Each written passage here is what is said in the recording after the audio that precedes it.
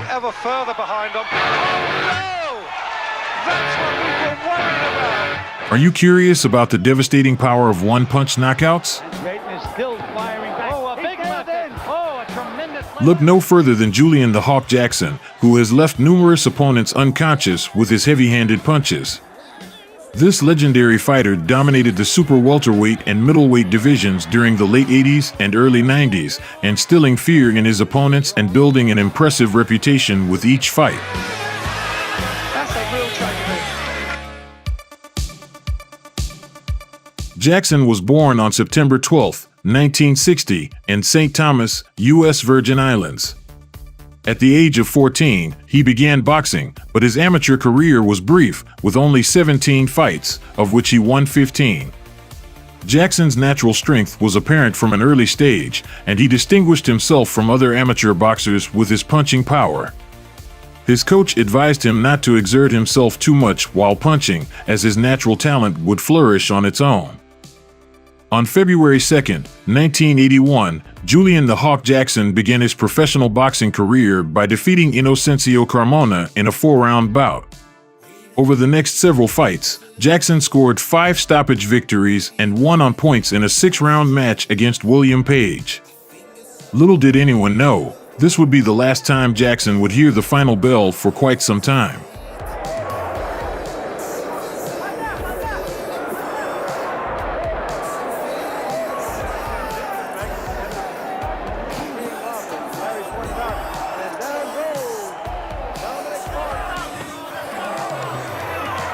He went on to win another 11 fights, setting himself up for a shot at his first title, the WBC Continental Americas belt.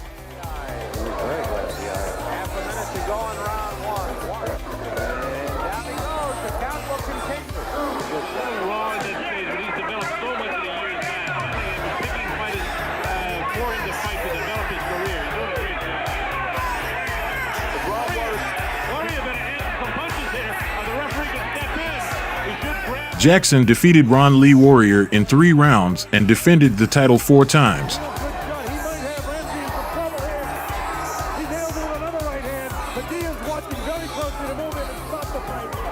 Building an impressive record of 29-0, 27 knockouts.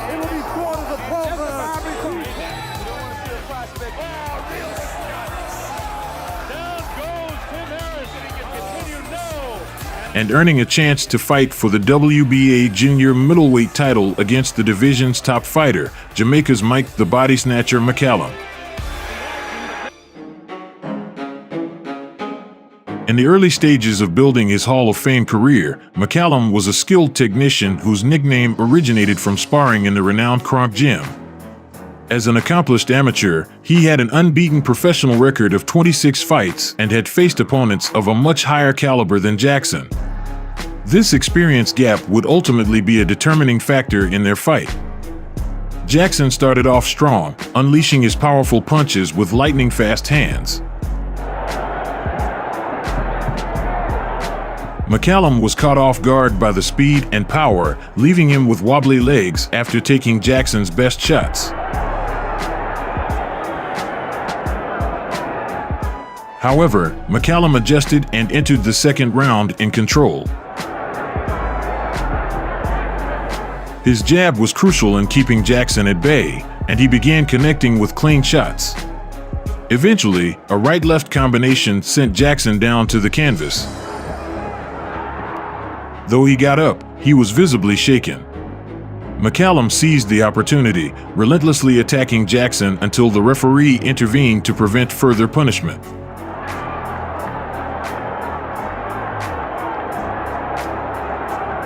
Jackson protested, but the stoppage was deemed fair. Nevertheless, he learned from this loss and quickly bounced back to achieve his goal. When McCallum gave up the title and moved up to the middleweight division, Jackson was matched against Korean and Chul Beck to determine a new champion. Jackson had won 2 fights since losing to McCallum and was eager to redeem himself. Beck had only lost once in 42 fights, on points to Sean Mannion, and was known for his toughness. Jackson alternated between orthodox and southpaw stances, keeping the aggressive Beck off balance. A left hook sent Beck stumbling back, but the ropes kept him from falling, and a count was issued. As we take a look at this replay, he just misses the right hand there. Now you'll see him, he gets banged right on the nose and he stands again out, and he's all set to go. He's really off bend. Now will he try to finish it? That punch really took the wind out of Texas. In the third round, Jackson decided to end it.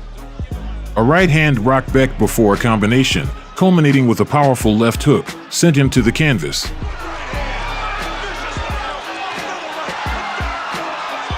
Set him up for these shots. Look at that left hook. And there's the left hook I was looking for. Now look at his... Though he managed to get up, a final barrage prompted the referee to stop the fight.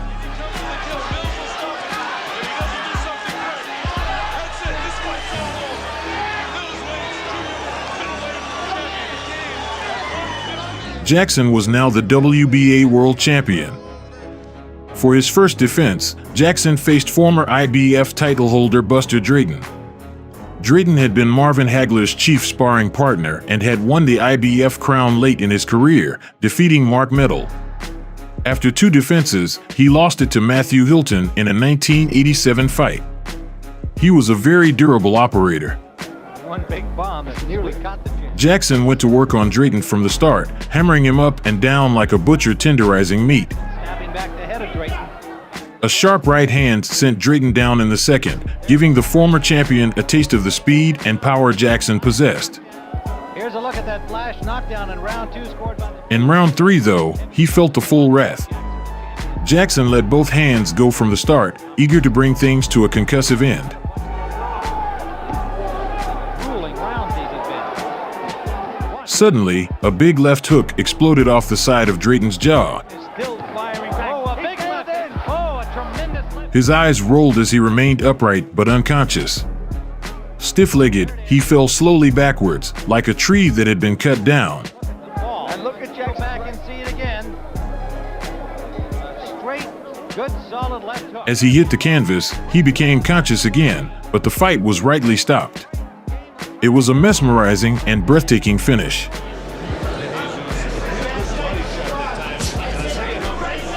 Slick Brazilian Francisco de Jesus survived a second-round knockdown before being knocked out in round 8 in defense number 2.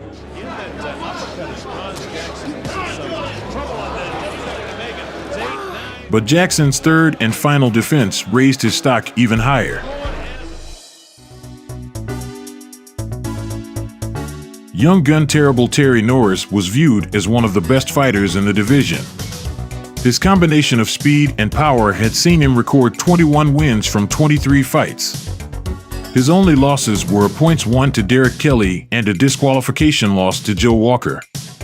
He would become one of the best fighters in the division's history, but on this night, he would become a victim to one of the most devastating punches ever thrown.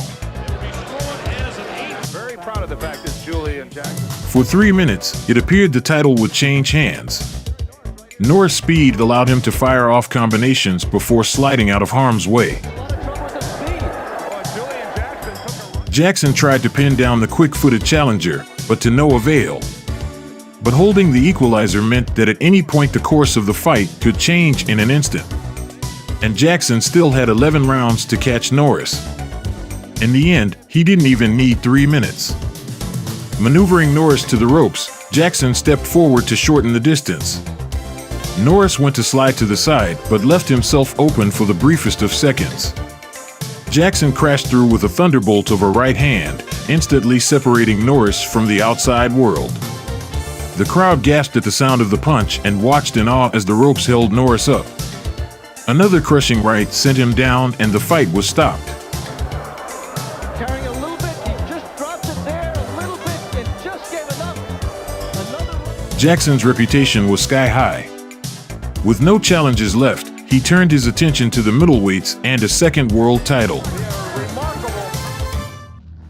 Jackson had to take a break from his career for a year due to a detached retina, which used to be a career-ending injury but was now treatable. He won 2 fights, one of which was a brutal 4th-round knockout of Wayne Powell. Oh, there's a right hand. He won't get up from that. Wild with the left hand. There's the right hand right there. And it just... which prepared him for a chance at the vacant WBC title against the elusive and often avoided Harold Bomber Graham. The words unorthodox and elusive could have been created specifically for Graham. His style had been compared to that of a limbo dancer on occasion. Graham had only lost twice in his 45 fights, and those 2 losses were against world champions Sumbu Kalambe and Mike McCallum.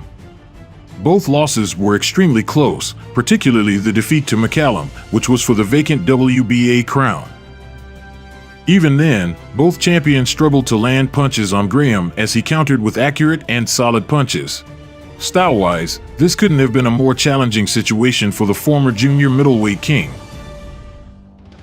Joe Cortez is the ref because he's been on television. For the first 3 rounds, Jackson found himself in the same position as many fighters before him, repeatedly missing punches while taking punishment in return. And Jackson is hurt and through the ropes almost and in desperate trouble. Something is definitely wrong with Jackson's left eye. His left eye was nearly swollen shut, and his chance of winning was slipping away quickly. The ringside doctor allowed Jackson 1 more round to turn the fight around. Graham sensed that the long-awaited title was within reach, but this anticipation caused him to abandon his strategy. He began to push Jackson back, putting himself in a dangerous position. And then it happened. Backed into a corner and under attack, Jackson instinctively threw a right hook. The punch landed perfectly on Graham, knocking him out cold. He fell backward toward the canvas with his legs folding under him. Graham lay motionless for 4 minutes before Jackson could celebrate his incredible victory as the new WBC middleweight champion. This has become one of Jackson's most famous knockouts. And Jackson is hurt. Jackson, now known as the hardest hitter in the sport, was included in the list of the best pound-for-pound boxers. Because I feel a shock all the way up to my elbow. And whenever I feel that shock, I know it's over. He continued his destructive form with 2 first-round victories in his first 2 title defenses. Dennis Milton was counted out after a single powerful right hand. And down goes Milton. He does not look like he is going to get up. He looks like While Ismail Negrin was sent to the canvas with a sweeping left hook. Who's had a bit of an out career, and that might be it. The left hook. Jackson. Slick Ron Collins bravely took his share of numbing shots before being stopped in the 5th round of the 3rd defense. he hits him again. What do is hang on. If he just stays there, guy that counts up to 5 and 6 and 7. That's it. The referee decides to stop the fight. However, Thomas Tate went further than anyone else, surviving a 4th round knockdown to last until the final bell and lose by unanimous decision. This was the first time in 10 years that Jackson had needed the judges' scorecards. However, he was unable to attract the biggest names in the sport to fight him, so he turned his attention to the other dangerous fighter in the division. This man, with a record of 27-2, had knocked out 25 of his opponents and was blowing away opponents in the same way as Jackson.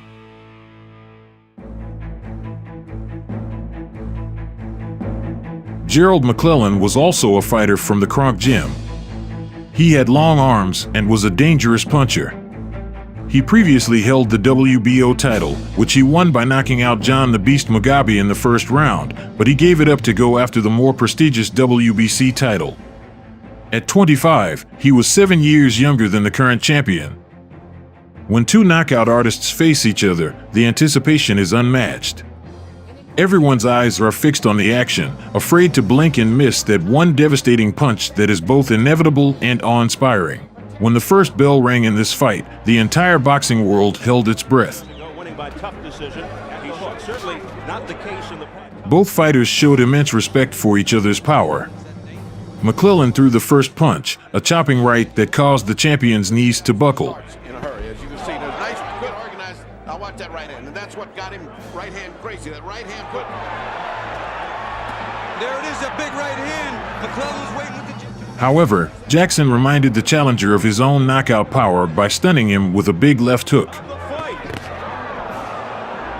McClellan then backed off, waiting for the right moment to strike again. He doesn't pay as much attention to defense.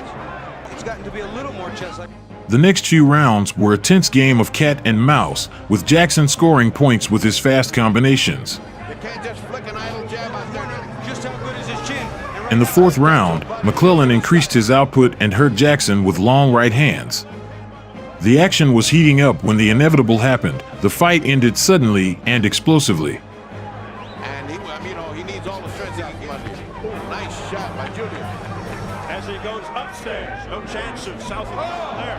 Julian gonna win it right here. Down goes Jackson. McClellan threw a straight right that took the strength from Jackson's legs. Now let's watch what happens. The soon-to-be former champion started to fall back and was caught with a long left hook that sent him crashing to the canvas. Just what he's Jackson bravely rose to his feet, but McClellan smelled blood.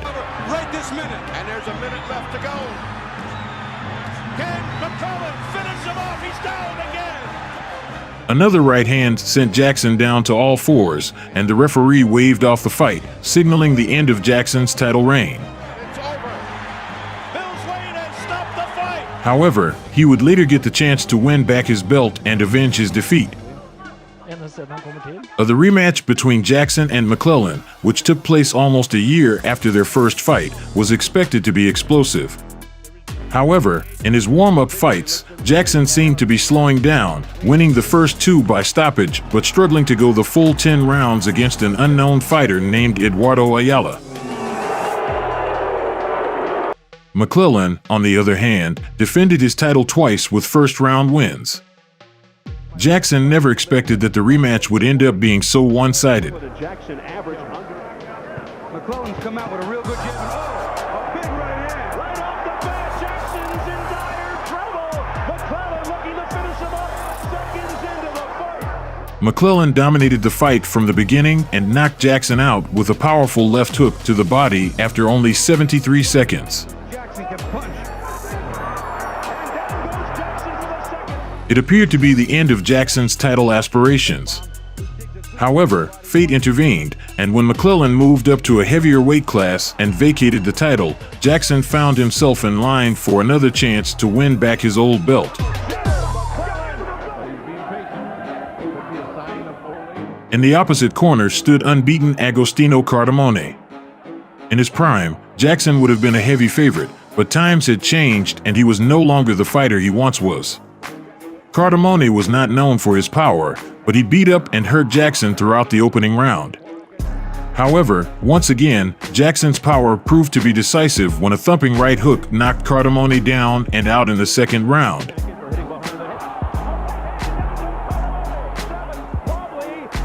Jackson was once again the WBC champion. But this time his reign would be brief. Challenger Quincy Taylor, who was known for being Sugar Ray Leonard's primary sparring partner for his bout with Marvelous Marvin Hagler, beat down the shell of the once feared Hawk, He doesn't seem to have the tremendous respect. Oh, the left hand by Julian. knocking him down before stopping him in the sixth round. It should have been the end of Jackson's career, but he persisted. Pretty well and goes down to 10. Ford in a heap of trouble. And when He won his next two fights on points, evidence of his declining power, before scoring 2 stoppage victories. Those would be the last wins of his career. Garcia, big right looks like it's going to go, does it? Julian Jackson, the Hawk, getting after Lalo Gutierrez, puts him down with a body. He lost 2 consecutive fights, both being stopped in the 9th round, to junior middleweight contender Verno Phillips, good left. Down goes Jackson. A short left from Phillips. and then to former world title contender Anthony Jones, before finally calling it quits at the age of 37. On the deuce. Oh, Jackson's hurt. Down he goes. His last record was 55 wins with 6 losses, 49 wins by knockout. In 2003, the Ring magazine ranked him as the 25th hardest puncher in boxing history, a place that no doubt would have been higher had he beaten one of the sport's more illustrious names. In his retirement, Jackson became a minister and kept his involvement in boxing as a trainer. His 2 sons, Julius and John, are both world-ranked fighters. Though fans appreciate the skill of a wonderful boxer, there is nothing that quite captures the imagination than a man who has the power to simply render an opponent unconscious with one thunderous blow. For a period, Julian Jackson was that man. His place in history is secure.